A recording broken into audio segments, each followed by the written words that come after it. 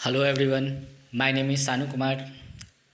Last lecture में हम लोगों ने क्या देखा था, थोड़ा सा रिकैप बताता हूँ, रिकैप कर देता हूँ। देखो, लास्ट लेक्चर में क्या बताया था, प्रेशर बताया था, प्रेशर का फॉर्मूला बताया था। प्रेशर का फॉर्मूला क्या बताया था, pressure equal to rho g h. ठीक है, अपना जो फॉर्मूला था वो था pressure equal to rho g h. यहाँ पे रो क्या था, डेंसिटी ऑफ लिक्विड, जी क्या था, acceleration due to gravity, h क्या था, हाइट ऑफ लिक्विड कॉलम। जैसे मान लो ये कोई कंटेनर है, उसमें क्या रखा है, लिक्विड। ठीक है, और इसका हाइट कितना है, इसका हाइट मान लेते हैं एच है। तो इसके यहाँ पर जो प्रेशर होगा, जैसे मान लो इसका हाइट क्या है, एच, तो इस पॉइंट पे जो प्रेशर होगा, इस पॉइंट पे, ए पॉइंट पे बोले तो वो कितना हो जाएगा, रो जी एच। और ये लिक्विड का डेंसिटी कितना मानते हैं, रो। एक्सेलरेशन ड्यू टू ग्रेविटी जब तक ना बोला जाए जी मानना है। इसमें एक और बात बोला गया था, जैसे मान लो इस लेवल पे, एक पर्टिकुलर लेवल पे, जैसे मान लो इस लेवल पे, कंटेनर पे, इस लेवल पे, हर पॉइंट पे प्रेशर क्या होगा, सेम होगा। प्रेशर कैसी क्वांटिटी होती है, स्केलर क्वांटिटी। प्रेशर का ऐसा यूनिट क्या होता है, पास्कल या न्यूटन पर मीटर स्क्वायर। प्रेशर का एक और फार्मूला होता है, वो क्या होता है, फोर्स पर यूनिट एरिया या फिर थ्रस्ट पर यूनिट एरिया, ये भी बताया गया था।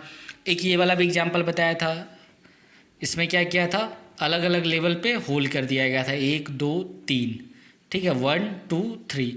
अब देखो यहाँ से क्या हुआ था, यहाँ पे क्या है, सबसे कम प्रेशर है लिक्विड का, क्योंकि इतना सा लिक्विड कॉलम है, तो यहाँ लिक्विड जो आ रहा था सबसे कम प्रेशर से आ रहा था। यहाँ पे ज़्यादा लिक्विड प्रेशर था, ज़्यादा प्रेशर से लिक्विड बाहर आ रहा था। यहाँ पे क्या सबसे ज़्यादा प्रेशर है, तो यहाँ पे क्या होगा, सबसे ज़्यादा प्रेशर से लिक्विड बाहर आ रहा था। तो ये सब बता दिया गया था, तो ये सब अपने को फॉर्मूला पता है। अब देखो, अपना जो आज का लेक्चर है ये क्या है, थोड़ा प्रैक्टिकल बेस्ड है। प्रैक्टिकल बेस्ड बोले तो मतलब यहाँ पे अपन क्या है, डेली लाइफ से रिलेटेड क्या है देखेंगे, जो थिंग्स जो अपना एग्जाम्पल है वो डेली लाइफ से रिलेटेड देखेंगे। Some facts involving thrust and pressure. तो देखो, थ्रस्ट क्या होता है, अगर किसी सरफेस पे अपन फोर्स, परपेंडिकुलर फोर्स जो होता है या नॉर्मल फोर्स होता है, उसको क्या कहते हैं, थ्रस्ट। जैसे मान लो ये परपेंडिकुलर फोर्स लगाया, तो ये क्या हो गया, थ्रस्ट हो गया। और किसी पर्टिकुलर एरिया पे या यूनिट एरिया पे अगर वही थ्रस्ट लगाया गया, तो उसको क्या कहते हैं, प्रेशर कहते हैं। ये अपने को पता है। थ्रस्ट बेसिकली फोर्स ही होता है जो नॉर्मल होता है या परपेंडिकुलर होता है सरफेस के। अब देखो, कुछ फैक्ट्स देखते हैं, टॉपिक ही है अपना, nails have flat top but pointed and. अब देखो, देखो मैंने नेल ले रखा है, ये क्या है, इसको क्या कहते हैं, ये देखो, इसको क्या कहते हैं, नेल कहते हैं। ठीक है, इसको क्या कहते हैं, नेल। तो देखो इसका क्या है, फ्लैट टॉप है और पॉइंटेड एंड है, दिख रहा है, फ्लैट टॉप पॉइंटेड एंड। अब इसको देखो, मान लो जैसे इसमें मुझे ना इंसर्ट करना है वॉल पे, ठीक है, तो इसको ऐसे रखते हैं और यहाँ से क्या करते हैं, हैमर यहाँ पे स्ट्राइक करते हैं। तो देखो इसमें क्या बोला गया है, नेल्स है flat top but pointed and. अब देखो जैसे इस टाइप का होता है नेल, अभी दिखाया ना, इस टाइप का, तो देखो फ्लैट टॉप पॉइंटेड एंड। अब इसमें बोला गया कि देखो यहाँ पे प्रेशर का या थ्रस्ट का क्या यूज है, तो देखो यहाँ पे अपन जो हैमर है, जैसे मान लो इस टाइप का हैमर होता है ना, इस टाइप का कुछ हैमर बना रखा है, ठीक है, और हैमर से यहाँ स्ट्राइक करते हैं। और ये जैसे मान लो क्या है, ये वॉल है, वॉल में स्ट्राइक इंसर्ट करना है इस नेल को। तो देखो, अब देखो प्रेशर का जो फॉर्मूला होता है वो होता है थ्रस्ट पर यूनिट एरिया। ठीक है, अब यहाँ से अपन हैमर से बेसिकली क्या लगा रहे हैं, थ्रस्ट लगा रहे हैं, परपेंडिकुलर लगा रहे हैं ना, इस सरफेस के परपेंडिकुलर फोर्स लगा रहे हैं। तो देखो अपन फोर्स लगाए, अब यहाँ जो ये जो इस पॉइंट का एरिया देखो बहुत कम है, देखो इस पॉइंट का एरिया क्या है, देखो बहुत कम है। अब देखो क्या होता है, pressure equal to thrust per unit area या फिर फोर्स पर यूनिट एरिया। अब अपने को करना क्या है, एरिया यहाँ देखो बहुत कम है, पॉइंटेड एंड है, तो एरिया बहुत कम है, बहुत छोटा है। तो देखो अगर कोई फोर्स है, जैसे मान लो न्यूमरेटर है जिसका, उसको सेम रखा गया और डिनोमिनेटर को बहुत कम कर दिया गया, तो देखो जैसे मान लो 10 को डिवाइड करो 5 से और 10 को डिवाइड करो 2 से, बताओ कौन सा वैल्यू ज़्यादा आएगा। यहाँ पे देखो 2 आएगा, यहाँ पे आएगा 5। इसका मतलब अपने को क्या समझ में आता है, ये वैल्यू ज़्यादा आया, तो इसका मतलब क्या आता है, अगर मान लो एरिया को कम करेंगे तो प्रेशर क्या होगा, इंक्रीज होगा। सही है। तो एरिया को कम किए तो प्रेशर क्या हुआ, इंक्रीज हुआ। इसका मतलब यहाँ एरिया कम है तो कम थ्रस्ट पे ही, मतलब हल्का सा हैमर देंगे तो ये क्या होगा, वॉल में इंसर्ट हो जाएगा। तो यहाँ पे ये इसका डेली लाइफ में प्रैक्टिकल एग्जाम्पल है। अब देखो नेक्स्ट एग्जाम्पल देखो,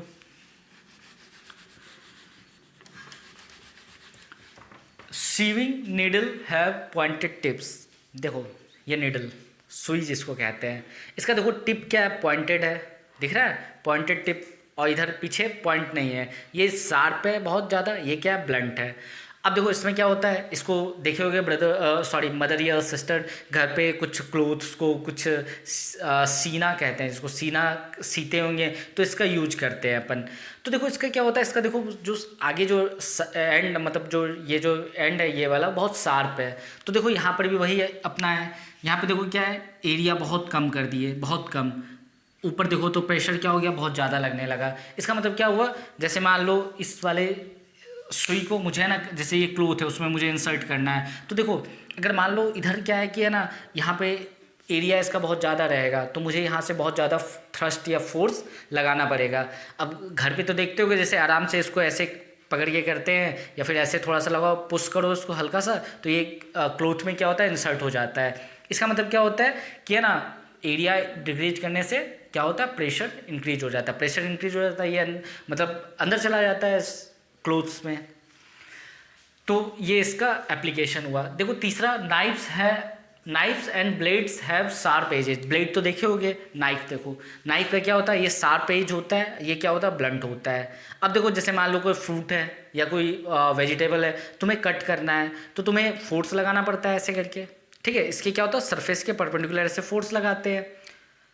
जो सरफेस के परपेंडिकुलर फोर्स लगाते हैं, अगर किसी एरिया पर लगे उसी को क्या कहते हैं अपन, प्रेशर कहते हैं। तो देखो परपेंडिकुलर फोर्स को क्या कहते हैं, थ्रस्ट कहते हैं। अब देखो लगाया इधर से तो क्या होगा, कट जाता है फ्रूट, और उल्टा लगाओ तो ज़्यादा फोर्स लगाना पड़ता है। उल्टा से भी कटेगा लेकिन एक तो अच्छे से नहीं कटेगा, दूसरा क्या होगा, ज़्यादा फोर्स लगाना पड़ेगा।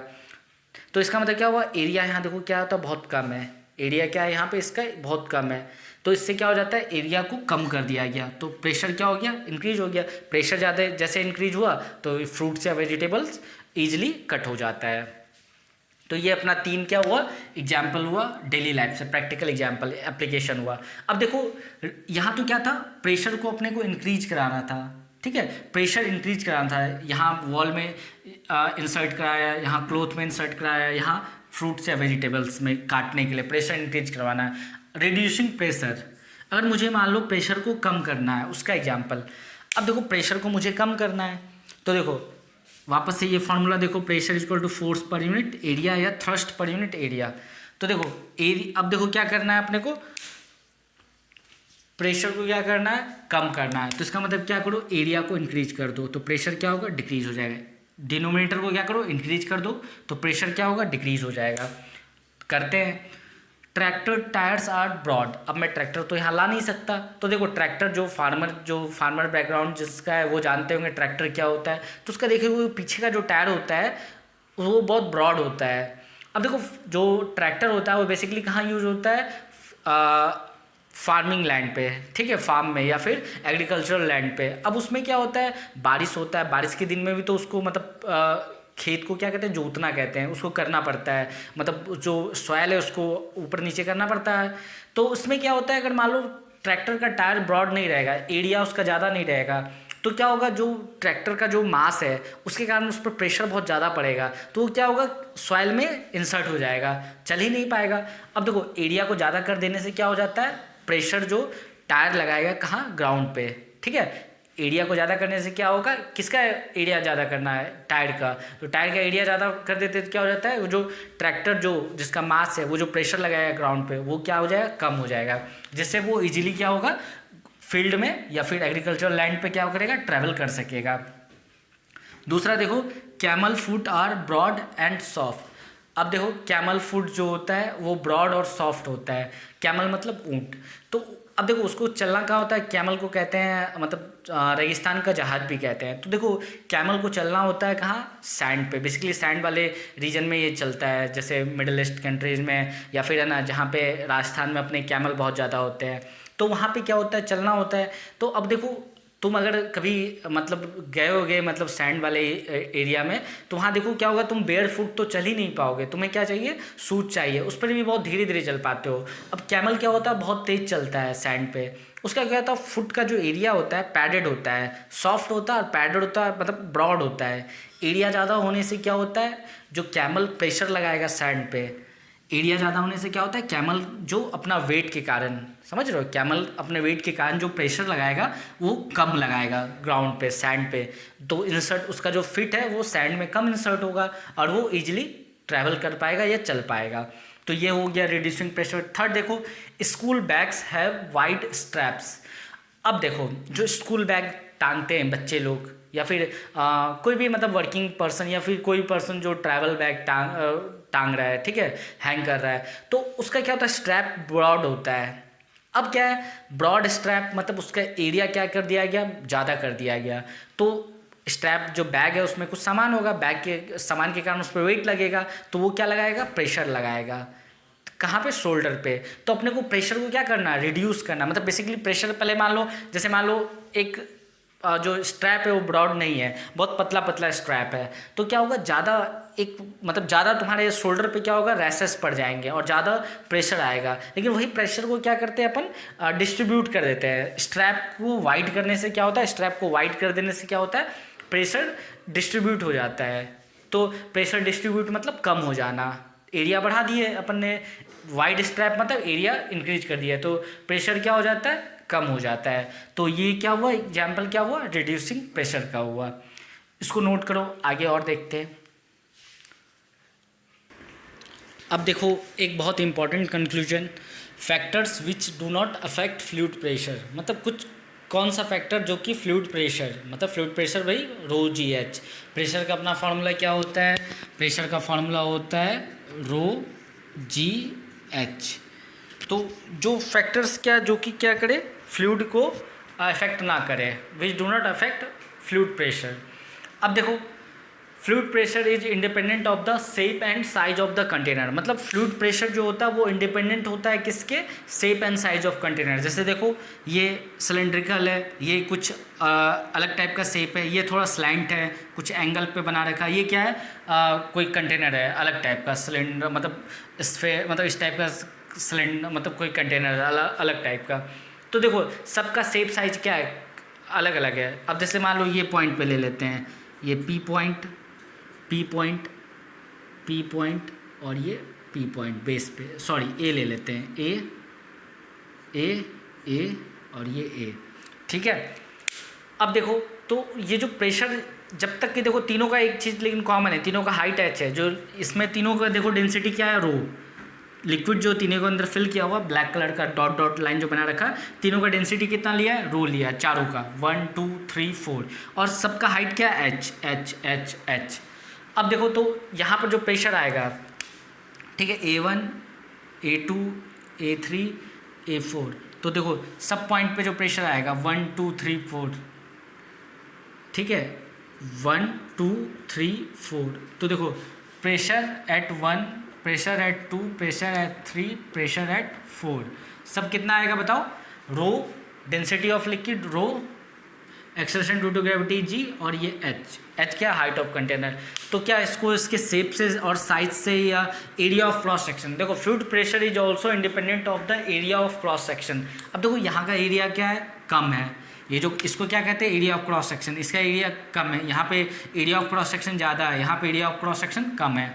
यहाँ पे देखो एरिया ऑफ क्रॉस सेक्शन इसका यूनिफॉर्म है, यहाँ पे क्या है, कम हो गया, यहाँ ज़्यादा हो गया, कम ज़्यादा, ये तो कुछ भी हो रहा है। यहाँ पे क्या एरिया ऑफ क्रॉस सेक्शन क्या है, यूनिफॉर्म है। तो देखो ये एरिया ऑफ क्रॉस सेक्शन पर भी डिपेंड नहीं कर रहा है, क्यों, क्योंकि अगर बेस पे देखा जाए, सबका नीचे जो बेस है उस पर अगर प्रेशर देखा जाए 1 2 3 4, ठीक है, ये जो ए पॉइंट बना रखा है सब पर प्रेशर कितना आया, rho, density of liquid g, acceleration due to gravity और हाइट एच। तो ये बेसिकली किस पर डिपेंड करता है, इसके अंदर डेंसिटी कौन सा लिक्विड, मतलब किस डेंसिटी का लिक्विड इसके अंदर फिल किया गया हो, एक्सेलरेशन ड्यू टू ग्रेविटी जी जो कांस्टेंट होता है, और हाइट तीनों सबका सेम है कि नहीं, बाकी किसी फैक्टर पे नहीं, ना शेप पर डिपेंड करता, ना साइज पे, ना एरिया ऑफ क्रॉस सेक्शन पे। देख लो area of cross section, shape size सबका अलग अलग है, तब पर भी प्रेशर सब पर क्या आ रहा है, 1 2 3 4, सब पॉइंट पे क्या आ रहा है, रो जी एच। तो यहाँ से एक इंपॉर्टेंट कंक्लूजन निकला।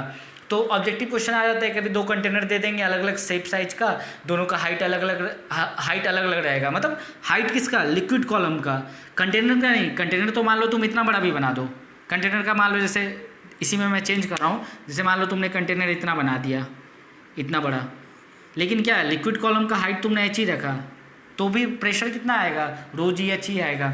लिक्विड कॉलम का हाइट, ठीक है, कंटेनर का हाइट ये नहीं है, लिक्विड कॉलम का हाइट। और जी एक्सेलरेशन ड्यू टू ग्रेविटी। तो और यहाँ से प्रेशर का तुम कैलकुलेशन कर सकते हो। कभी कभी प्रेशर का फॉर्मूले से रिलेटेड क्वेश्चन भी आ जाता है, तो तुम्हें जी 9.8 मीटर पर सेकेंड स्क्वायर, रो डेंसिटी दे रखेगा केजी पर मीटर क्यूब में, और हाइट दे रखेगा मीटर में, तो तुम वहाँ से प्रेशर पास्कल में कैलकुलेट कर सकते हो। तो यहाँ पे इस लेक्चर को एंड करते हैं। अगर चैनल अभी तक सब्सक्राइब नहीं किया है तो चैनल को सब्सक्राइब करो, अपने फ्रेंड्स के साथ शेयर करो। नेक्स्ट लेक्चर में अपन अब देखेंगे बॉयंसी से रिलेटेड। ठीक है, थैंक्स।